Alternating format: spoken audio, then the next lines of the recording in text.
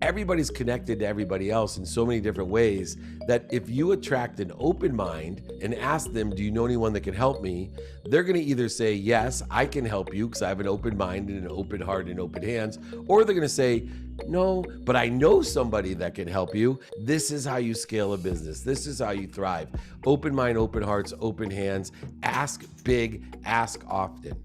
Welcome to the Scale or Fail Show. I am your host, Allison Maslan.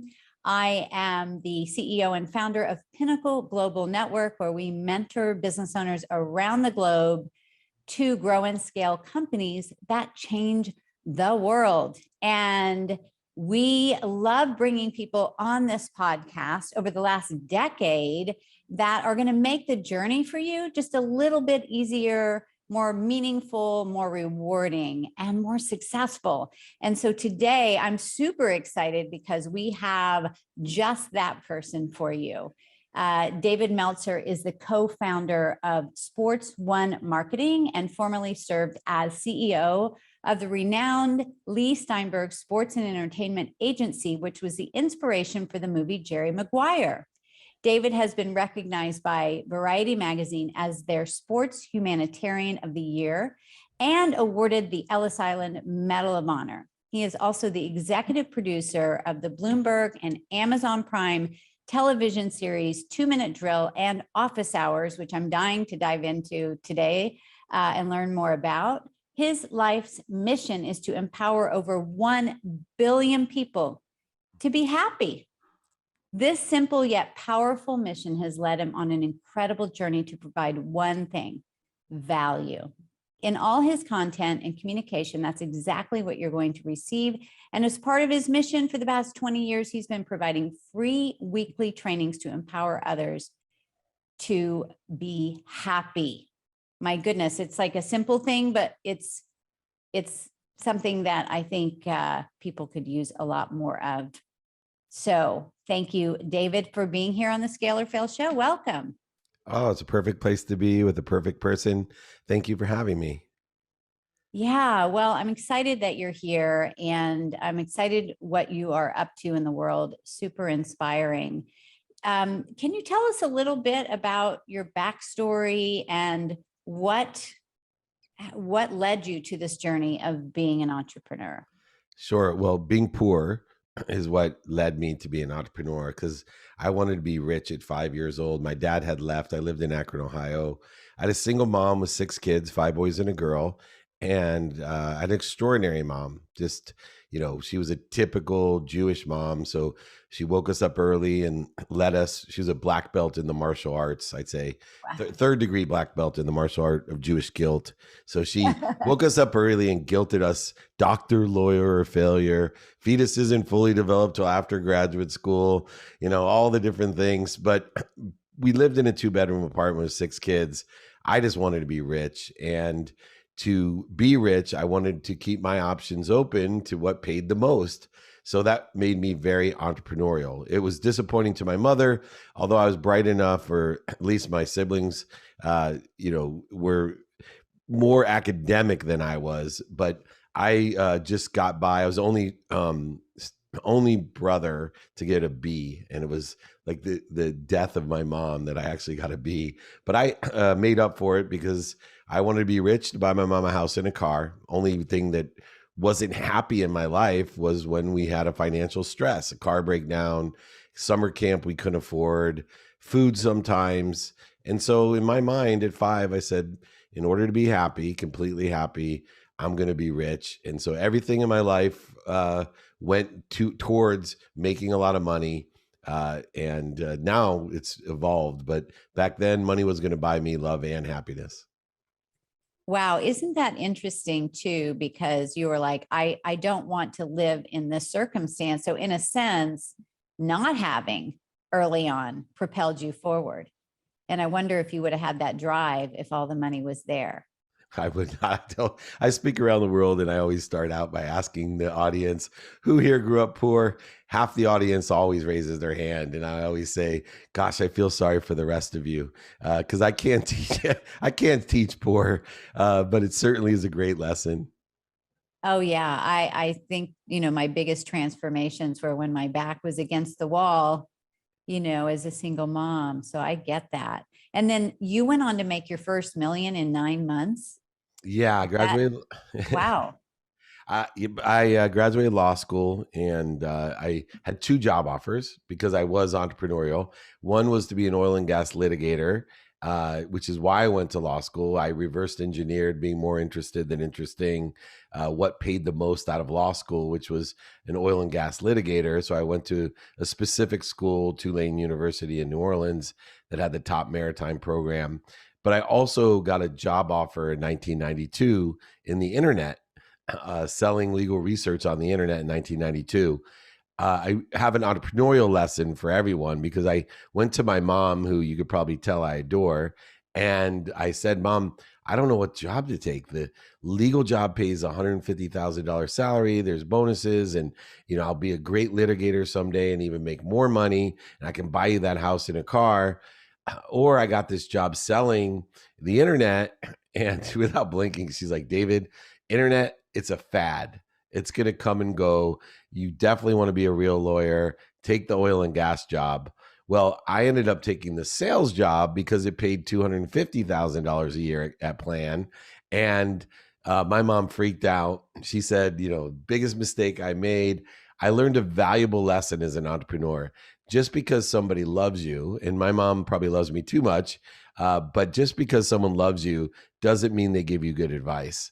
And for the first time, I put my attention and intention towards what I wanted, not what other people wanted for me, what's missing, or what I didn't want. I specifically put it all in towards selling legal research online in 1992. And within 9 months, I was a millionaire. Within 3 years, we sold the company for $3.4 billion with a B to Thomson Reuters in 1995, which set my career in a completely different trajectory than being an oil and gas litigator. Wow. I mean, what an incredible story. That's so interesting. My mother was so afraid too of my entrepreneurial leanings. And she just kept saying, get a job, and now she says, thank God that you didn't listen to me, Yeah. but I think they love you so much that they're afraid and they're projecting that fear on you. And luckily you listen to your gut Yeah. because here you are. Wow. It's interesting because I always say there's four things that parents want for us, and they get disrupted by certain perceptions of what they think they want for us. But there's only four things they want. They want us to be happy, they want us to be healthy, they want us to love them, and they want us to appreciate them, meaning that they want to know that they add value to our lives. They don't care what we do. They really don't. And as long as we're happy, healthy, appreciate and love them, explore what you do in the enjoyment of the consistent, persistent pursuit of your own potential, not your parents' potential. Don't live up to what they missed out on. Don't live up to their expectations, but simply pursue your truth, your potential by being and enjoying the consistent, persistent pursuit of that. That is such a great message and a reminder for the parents too, for sure. About Absolutely. what is important really with our kids. Now you've got two new shows. Is that right? Like you're doing two shows at the same time, developing 2 Minute Drill and Office Hours. Yeah, I was blessed. I did a show called Elevator Pitch with Entrepreneurs, 6 seasons, and it kind of frustrated me. It was very successful, but it was very much like Shark Tank and Dragon's Den, where you had the facade of funding, right? We had these entrepreneurs that pitched in an elevator for a minute, and then you funded them on a show. And if anyone knows the reality of the funding process on TV shows, it's not how you get funded in real life. And it was very frustrating to me because I tend to teach and coach and mentor people on how to raise money. It's one of my superpowers on how to articulate value to exceed what I'm asking for. And there's a systematic way of raising money. So I came up with this idea. Why don't I just teach people to pitch and give them a ton of money for the best pitch? So we created a show for $50,000 of cash and prizes every episode, and you get 2 minutes just to pitch. And it doesn't matter what you pitch. You could pitch eating broccoli to a 5-year-old and you can win $50,000. I want to teach people how to stimulate interest, transition interests, share a vision, manage and develop, and thrive by being able to pitch. So it's the world's first pitch only show, got picked up by Bloomberg and Amazon. Well, in the meantime, COVID hits, and I have all of these extraordinary guests like you that want to be on my playbook, the podcast that I have. I've done, with billionaires, millionaires, entrepreneurs, celebrities, athletes, entertainers. Well, I need more places to put people. So I create this show called Office Hours. And it was really the first entrepreneurial late night show, but it was, digital. And I brought on people with co-hosts, and we had a conversation with really famous, superpowered people about not their movies or their career in sports, but their businesses and how they applied what they learned from being an Olympic gold medalist or an MVP of the Super Bowl or an owner of a team, what they learned and applied it to business. Well, when Bloomberg, I did over 200 episodes during COVID. And when Bloomberg saw it, it was a must have. And we just finished filming season 1. The guests are ridiculous. Cameron Diaz, Sadhguru, Tillman Fertitta, Vivek, the owner of the Sacramento Kings, Jack Canfield from Chicken Soup for the Soul, Apollo Ono, Marshall Faulk, Hall of Fame running back. I mean, there's Rob Dyrdek. The list went on. I can't remember everyone. And, Tom Bilyeu, of course. And the list goes on and on. But it's all about teaching people how to make a lot of money, help a lot of people, and have a lot of fun from the biggest names: billionaires, millionaires, entrepreneurs, celebrities, athletes, and entertainers. And so I'm in season 3 of 2 Minute Drill. We just finished season 1 filming. October 8th will be the first episode on Bloomberg that you'll be able to catch. The first late night entrepreneur show. It's kind of like a Letterman show. It was the best thing I've ever done. Oh my gosh, that's so brilliant. I mean, it's like a talk show, but people sharing their success. I mean, their journey and their wisdom. It's just so smart. And applying to what the show is about, right? What's so interesting is it's about scaling. And what do I mean? Like, people ask me all the time, how do I scale my businesses? And I'm blessed to help people do that. But it's really about knowing the skills, the knowledge, and desire, and how it's synergistic, supplementary, or aligned with what you're doing today, right? And that provides this aspect of exponential growth, compound interest, and acceleration in a business. So you take someone like Danica Patrick, who drove in circles for her entire career, and how she applied discipline, strategy, and awareness to her rosé company as an entrepreneur, how she scaled that business from the teamwork aspect of what she learned from being one of the best drivers in the world, obviously the best woman driver ever. But there's so much that we can learn about scaling our business through applying our skills, our knowledge, and desires to what we're doing today and where we are today. I call it 5 daily practices, right? Know your what, your who, your how, your now, and applying your why. You could scale any business to whatever you want. Live between limitlessness and infinity with your business. Don't stop yourself by evaluating your own talent and what you think you are limited to do. Wow, I love that. I'm definitely going to have our community with Pinnacle Global Network, with our, business owners that are around the world. They will definitely be tuning in. And so, and I do agree. The scaling is not just business. To me, scaling is really stepping into your highest potential. And I'm a trapeze artist. I have a full-size trapeze in my backyard, and I've been flying on the. I want to come over. Yeah, come on over. It's so much fun. I've been doing it for over 20 years. And every time I take a bigger leap or a bigger risk up there, it helps me with my feet on the ground to take my business to the next level. It's all related. Yeah, you have to have. I had the Willinda brothers, the Willinda family. Yes. You got to have them on your podcast. Yeah, they are, talk about risk takers. I think the woman, I forget her name, but she's like in her 80s and she's still climbing this Yeah. pole. Like, it's kind of scary, your stomach's in knots watching her. But congratulations on doing these two shows. Wow, at the same time. And I love the pitch idea. And that's something we work with our clients on a lot, because you need to be at the ready at any given moment to, make your offer in a compelling way. So in all areas of your life, right? And it's important for people to work with people like you, because I don't think a lot of people know their own business. They've invested so much of themselves and their own resources in their business. And they feel because of that, that makes them capable of articulating the quantitative value that their business represents to exceed what they're asking for, whether it be to raise money, invest money, sell, make more sales, create more channel partnerships, business development, whatever their objectives or milestones may be. But they don't realize that the fastest way to get to where they want to be is to find someone like you and ask them for directions. I talked about knowing your what, but the second thing, I know I said it really quickly, is knowing your who.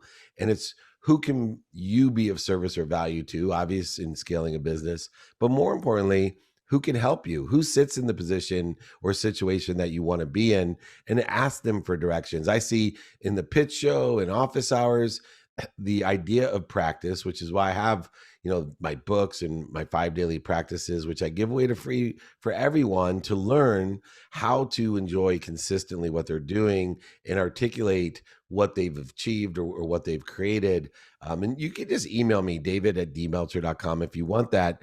But you need people like you, Allison, to give us directions, because you have sat in the situation. You've been there before, and it's the fastest way to get to where we want to be. I find radical humility to be a superpower of people that are afraid to ask. And it's so unbelievable. I was one of them. Remarkable that you can get an entrepreneur who worked 20 hours a day, 7 days a week, and never ask for help. It's so important that they'll ruin their family life. They'll spend every penny they've ever have, risk everything, except for one thing they won't risk: their ego, because they won't ask someone who actually knows where to find or what to do simply for help.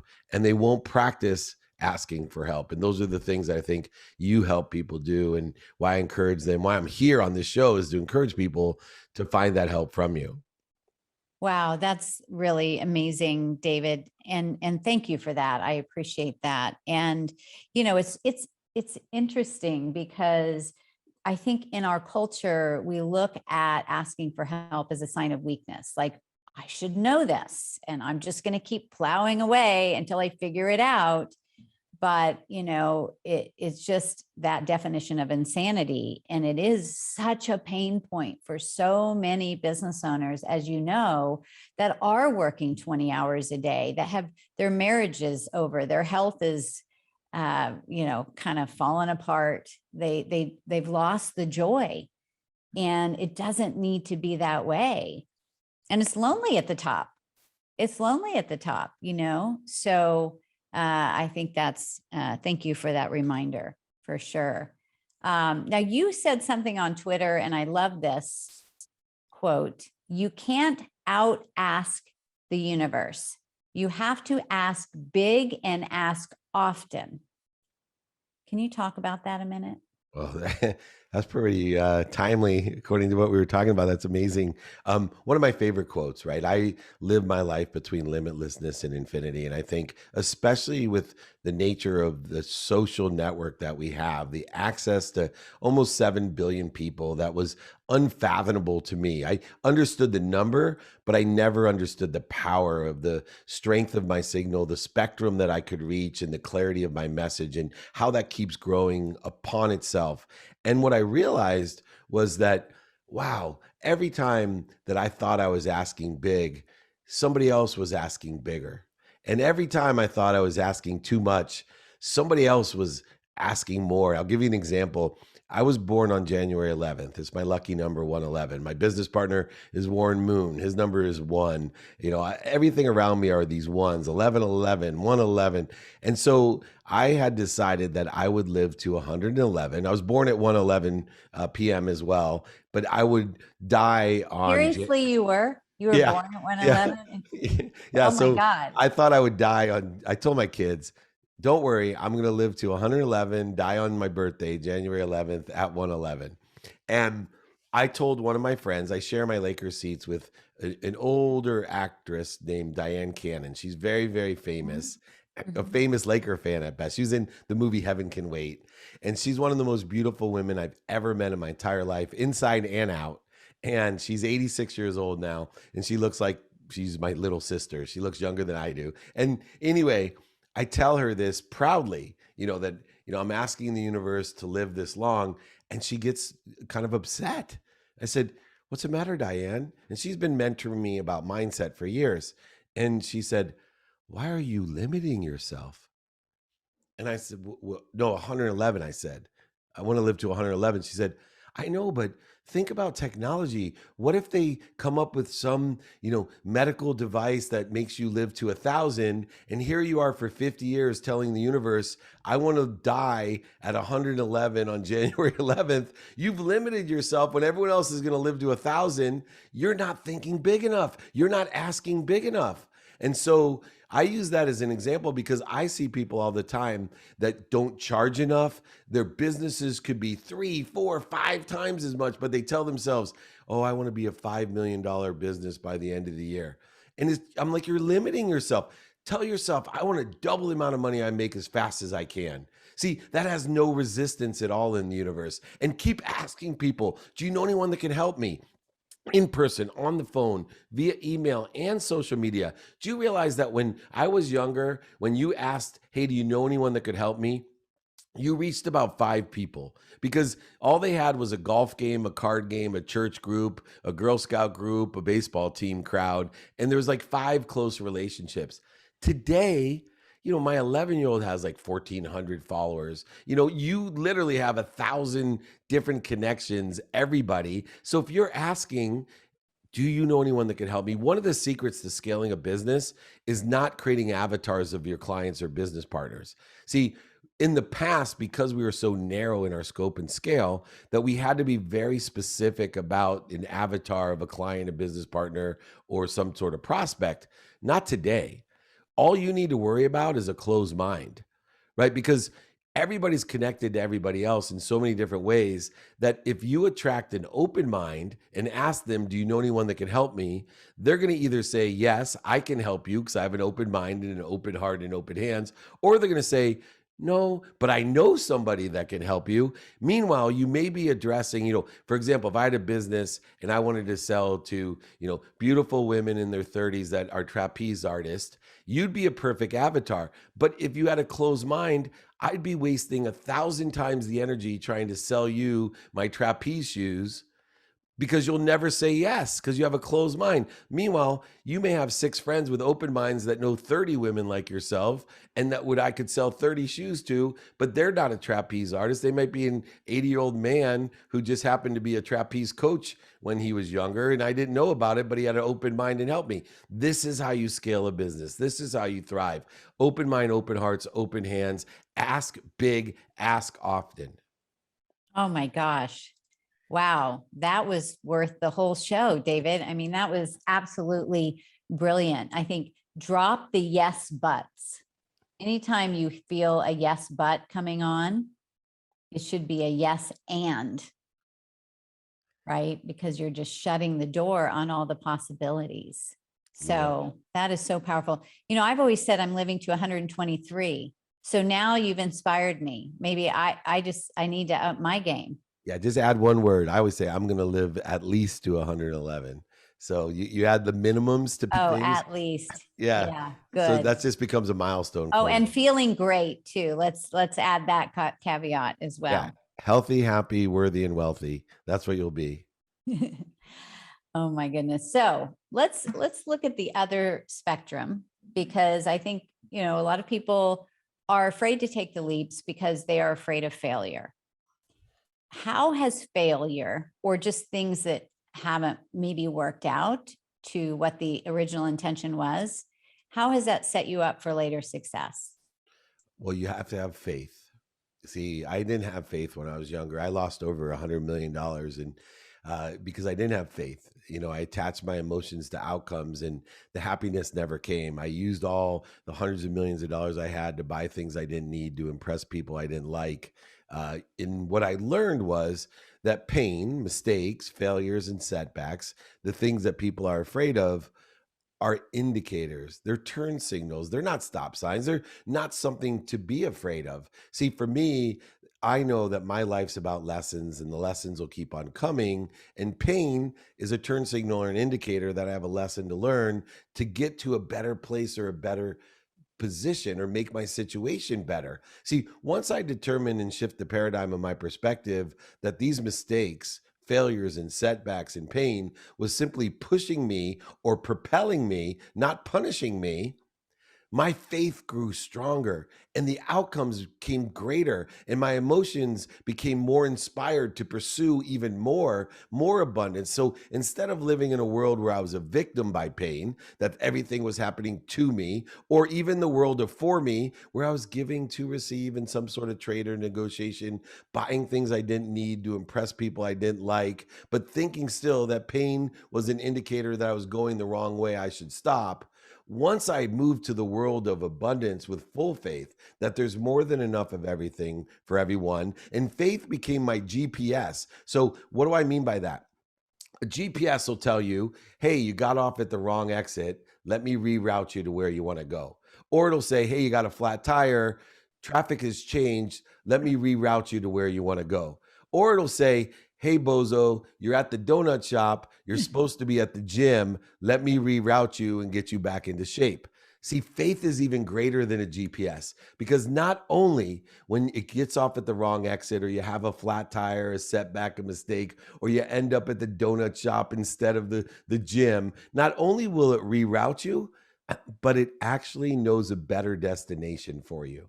And this is where faith comes into mind, because we have attached our emotions to an outcome. And when we don't get into the school that we want, or we don't get the job that we want, or the money doesn't come fast enough, or our relationship, our dream girl doesn't love us, we immediately say, oh, I was wrong. Let's quit. Let's stop. Instead of, oh my goodness, I didn't get into that school because there's a better school for me. I didn't get that job because there's a better job for me. I didn't get that house because there's a better house for me.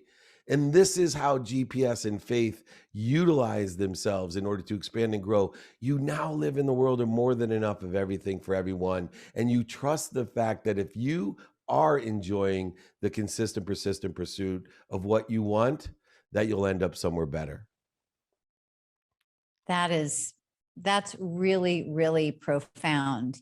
It is that those, when we have this ideal in our mind of how exactly we want it to turn out, and when it doesn't work, oftentimes people will project that experience on their future. If this happened, well, then this is not going to work. And what you're really saying is that wall is opening up a new door for maybe an even better possibility, something that you hadn't even dreamed of.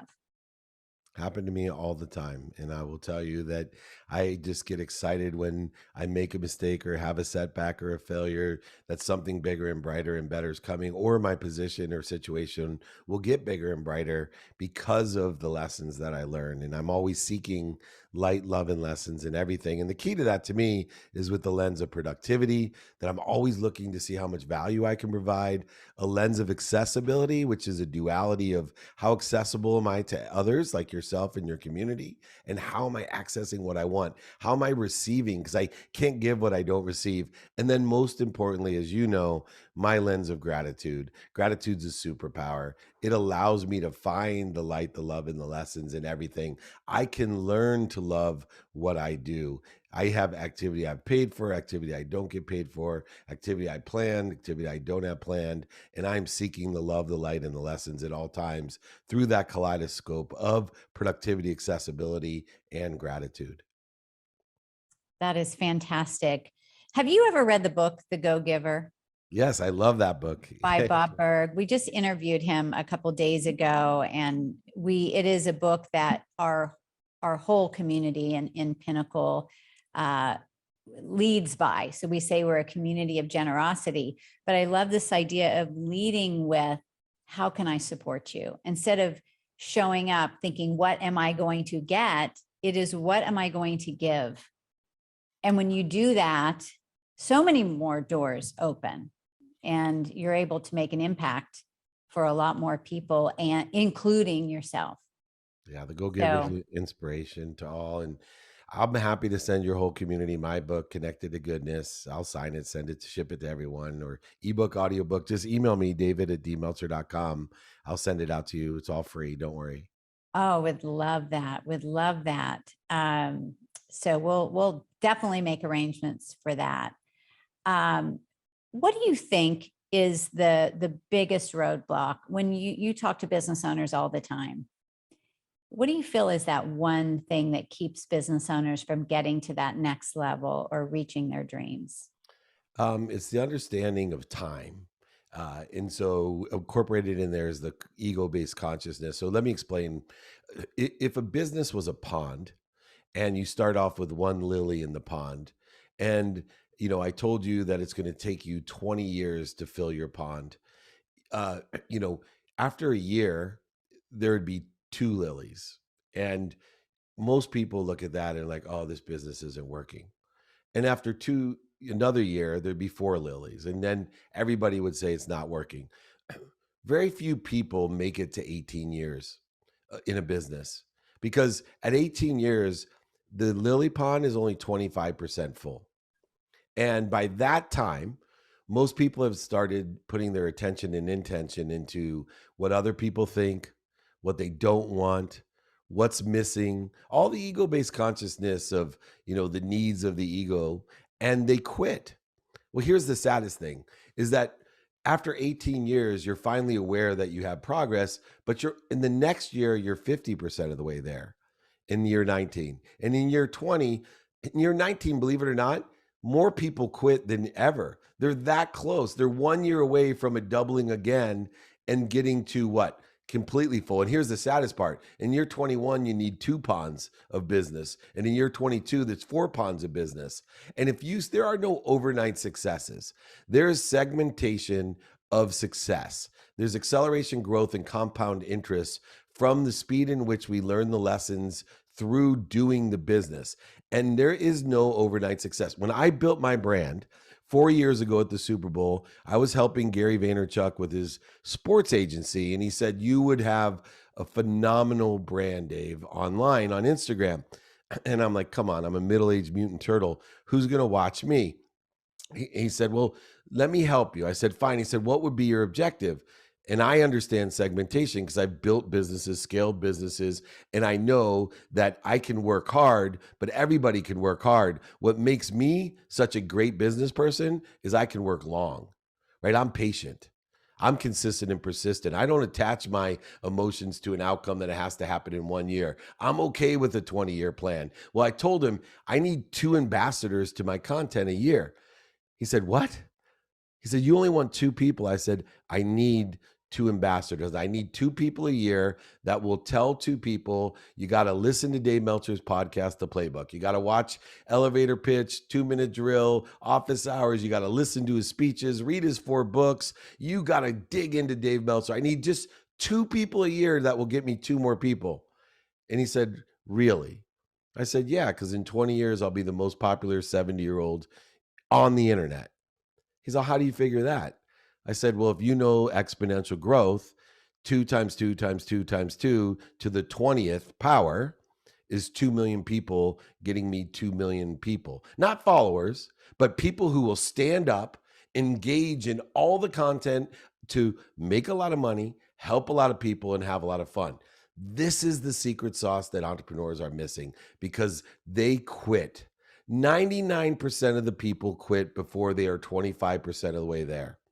Another 99% of the 1% quit before they're 50% of the way there. Then the 1% of the 1% get to experience the hockey stick of exponential growth and acceleration. They keep doubling and doubling and doubling, and they end up a trillionaire like Jeff Bezos or, all these guys that are flying up to the outer space, Branson and all the great entrepreneurs that we know, Elon Musk, they all think long. Yeah. Wow. It is a marathon, not a sprint. We're in this quick fix society, and people put so much pressure on themselves. This is such an important message. And I had the honor of talking with Richard Branson a few years ago because I was the MC at Traffic and Conversion. And he said, we only have so many days on this earth. So you might as well go right for the top. And, obviously this was before he was headed to space, but he absolutely did that. But it was a long journey to get there, for sure. Yes. Staying the course.